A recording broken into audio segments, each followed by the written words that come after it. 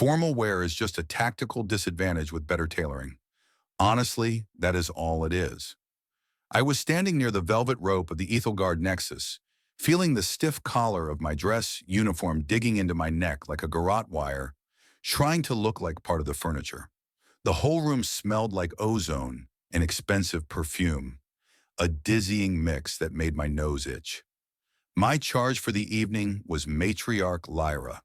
To the rest of the galaxy, she was the iron-willed sovereign of the Lyran distinct, a creature of geometry and ice. To me, from this angle, she just looked tired.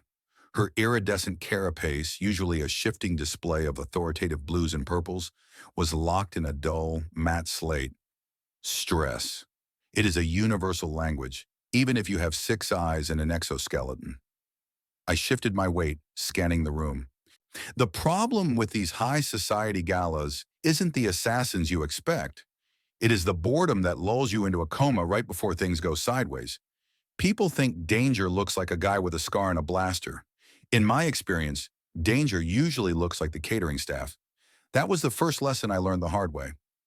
Routine environments often hide the deadliest threats because nobody looks at the person refilling the drinks. I watched a server weaving through the dignitaries.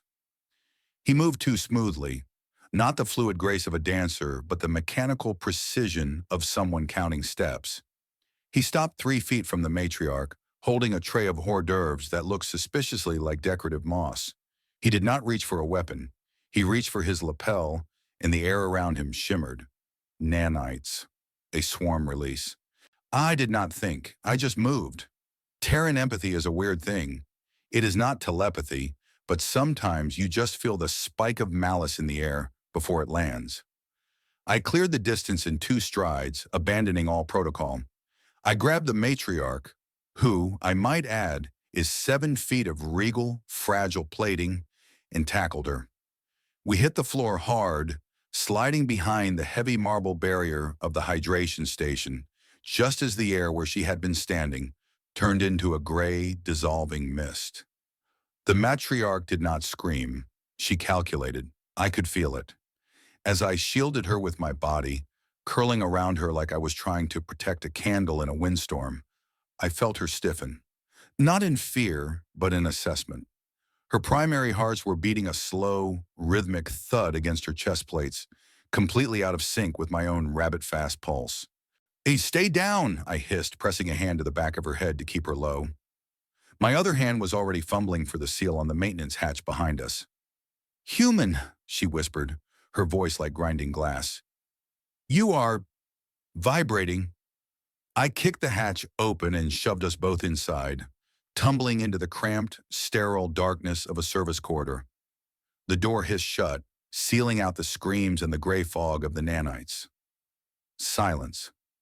Heavy, awkward silence. We were tangled together in a space meant for cleaning drones. My leg was thrown over her lower tail section, and her elbow, or the spiky equivalent of it, was digging into my ribs. The adrenaline was starting to fade, replaced by the stinging realization that I had just tackled a head of state into a broom closet.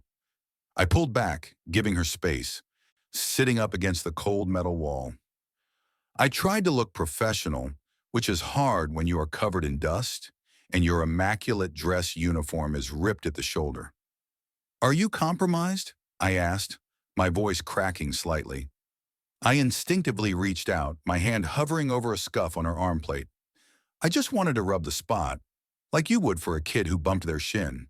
Humans are weird like that. We see a scratch, and our brain screams, "Fix it." She stared at my hand. Her multiple eyes blinked in a cascading ripple. "You are emitting thermal radiation at an alarming rate." "I am just running hot," I said, pulling my hand back. "It is a human thing." "Are you hurt?" She shifted, her scales clacking softly against the floor.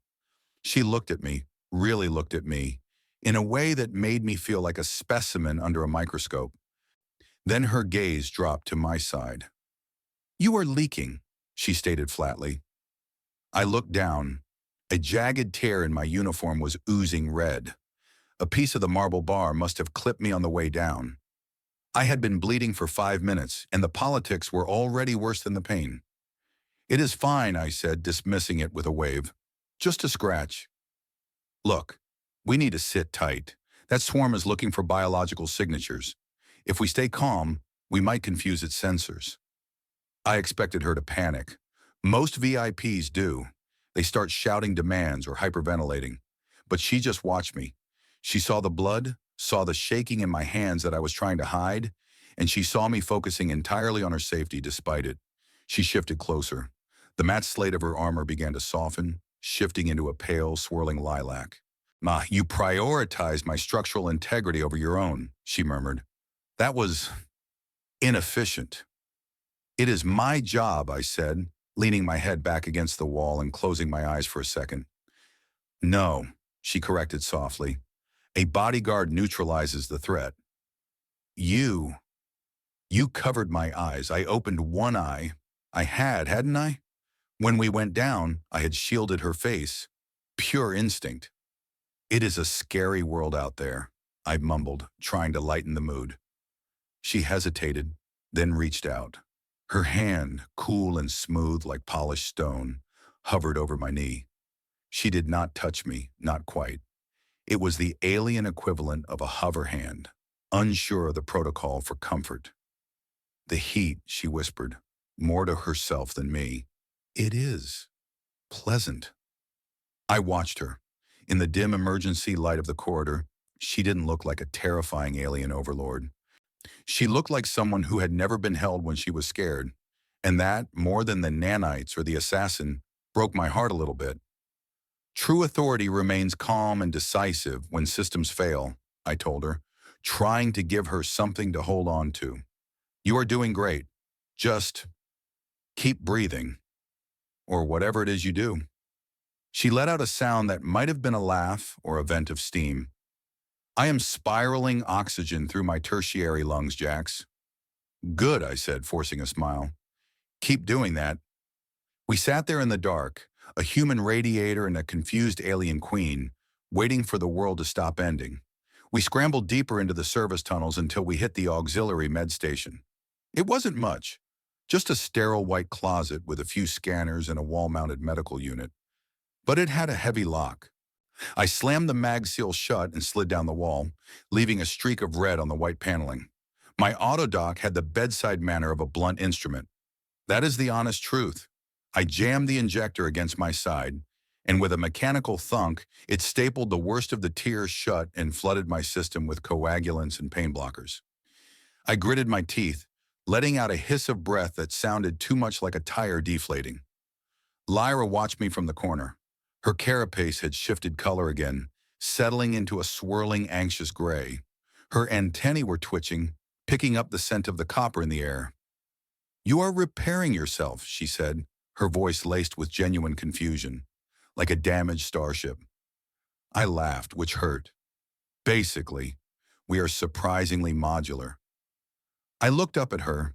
She was shivering. A rapid, now a clicking vibration that rattled her jewelry. It wasn't fear anymore. It was biology. The Lyran metabolism crashes when the adrenaline dumps. She was cooling down too fast. "Hey," I said, softening my voice. I pushed myself up, ignoring the way my side screamed, and stripped off my ruined dress jacket. It was heavy, lined with ballistic weave, and soaked in my body heat. I held it out to her. "Put this on." She stared at the jacket. Then she stared at me. "You are compromised. Transferring your thermal insulation is illogical. You will expire." "I am not going to expire," I said, draping it over her shoulders. "I am human. We run hot. It is kind of our thing. Think of it as a tactical heat exchange." She hesitated, then pulled the jacket tight. It swallowed her upper frame. She looked ridiculous and majestic all at once. She closed her eyes, and I saw her shoulders drop 3 inches. "It smells like combustion," she whispered, "and detergent." "That is just me," I said, sliding back down to the floor. Suddenly, the door shuddered. A heavy, metallic clang reverberated through the tiny room. Then another. The nanite swarm might have been confused, but the server, the one controlling it, had found us. He was trying to bypass the mag seal. I reached for my sidearm, but my fingers were numb. The blood loss was catching up. The room did a slow, lazy spin. I wasn't going to be able to aim, let alone fight. "Jax," Lyra said. She wasn't looking at the door. She was looking at the medical console on the wall. Her eyes narrowed. The panic was gone, replaced by that icy geometry I had seen in the ballroom. "I can't shoot him, Lyra," I slurred slightly. I think I am going to sit this one out." "I do not require you to shoot," she said. Her voice was different now, harder, clearer. She tapped a sequence into the console with rapid fluid strikes. "I require you to trust me." I watched her through the haze. This was the leader the galaxy feared. She wasn't screaming for help. She was rerouting the med station's atmospheric controls. True authority remains calm and decisive when systems fail. I realized then that while I was the muscle, she was the mind.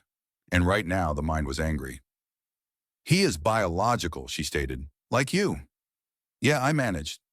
"Unfortunately. Then he has limits." The door hissed open. The assassin stood there, a silhouette against the service lights, raising a weapon. Lyra didn't flinch. She hit the final key on the console. The fire suppression system inside the corridor didn't spray water. It dumped a localized, hyper-cooled gas meant to preserve tissue samples. A blast of sub-zero fog roared out the open door, engulfing the assassin instantly. He didn't even have time to scream before the thermal shock dropped him like a stone. She hit the door seal again. Wham! Locked. Silence returned to the room, heavier than before. I blinked, trying to process what had just happened. You froze him." "I adjusted his ambient temperature," she corrected, smoothing the lapels of my oversized jacket. It seemed efficient. I let my head thump back against the wall. "Remind me never to make you mad." She moved then, closing the distance between us. She didn't hover this time. She sat down right next to me, ignoring the blood, ignoring the dirt. As she pressed her side against mine. Her scales were still cool, but under my jacket, she was warming up. We sat there shoulder to shoulder, or shoulder to thoracic plate, listening to the distant hum of the station's security finally waking up. Shared danger builds trust faster than any treaty. I knew that in my head, but I felt it in my chest. The barriers were gone. She wasn't a matriarch anymore, and I wasn't a servant. We were just two things surviving in the dark. "Jax?" she asked softly. "Yeah, your heart, it is very loud. It is disturbing my rhythm." "Sorry," I murmured, my eyes drifting shut.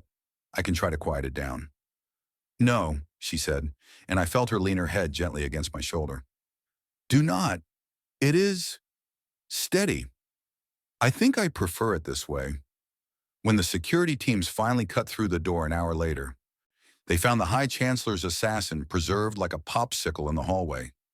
And inside, they found the terrifying Lyran matriarch asleep against a bloody human bodyguard, wearing his jacket, her breathing perfectly synced to his.